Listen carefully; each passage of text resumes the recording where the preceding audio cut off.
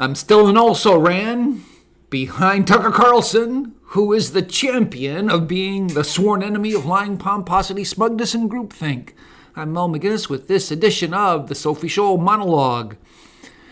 I'm going to back that up. The fringes of Biden's base. The fringes of Biden's base. Yet again, we're seeing on college campuses, even as the semester has been culminated with graduation, there are activities going on college campuses that are pro-Hamas, pro-Palestinian, and creating havoc on campus buildings, occupation, and things of that nature. Did you see the subway the other day in New York City where a guy yells, "I don't want any Zionists here"? But when you're using the word Zionist in that way, you're basically referring to Jews. I know that there's a distinction between the terms, but the way he said it in the situation, I'm just saying he's meaning Jews.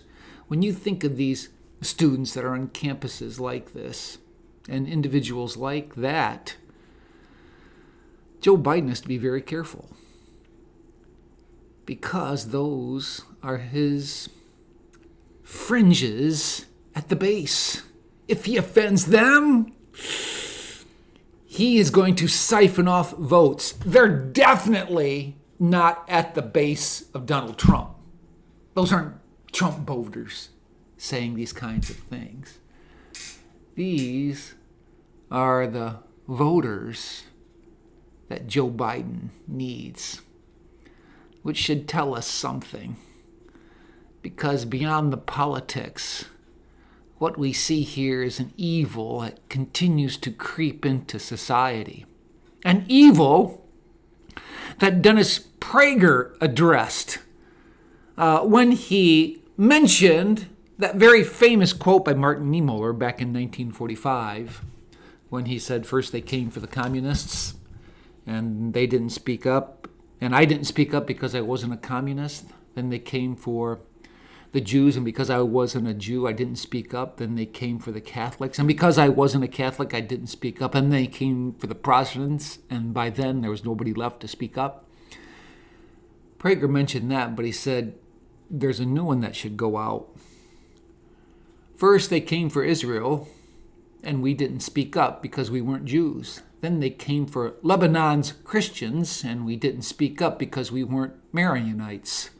Then they came for America, and we didn't speak up because we weren't Americans. And then they came for Sudan's blacks, and we didn't speak up because we weren't Sudanese blacks. And then they came for us, and by that time there was no one left to speak up. Prager addressed this to Europe. But that was back in February 7th, 2006.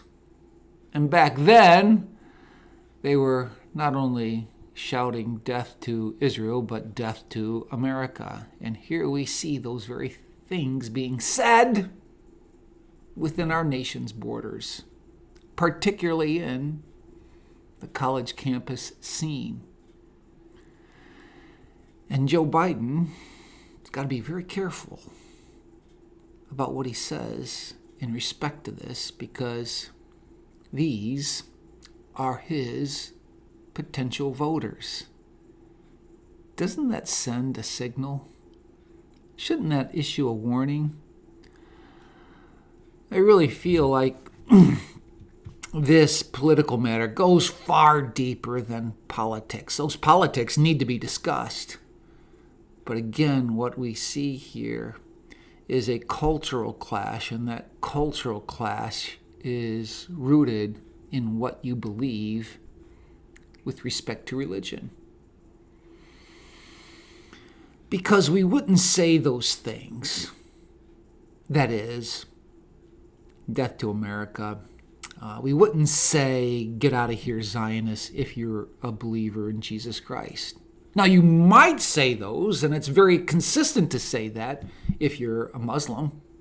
Not that all Muslims say it, but their holy books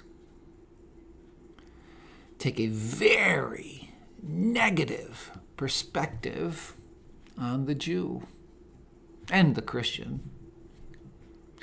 The Jews have a more difficult time with it than Christians do, but both are objects of criticism, sharp criticism, and even subject to physical harm because of what their books say. Religion really does matter. And we're seeing that at the fringe of the potential voters that Biden has to get. Well, unlike Tony Kornheiser, pardon the interruption, I cannot promise you I'll do better the next time. And unlike Tony Kornheiser, who waves another flag, I'm going to wave the flag of burlap, representing sackcloth for the need of repentance and humbleness. Bye for now.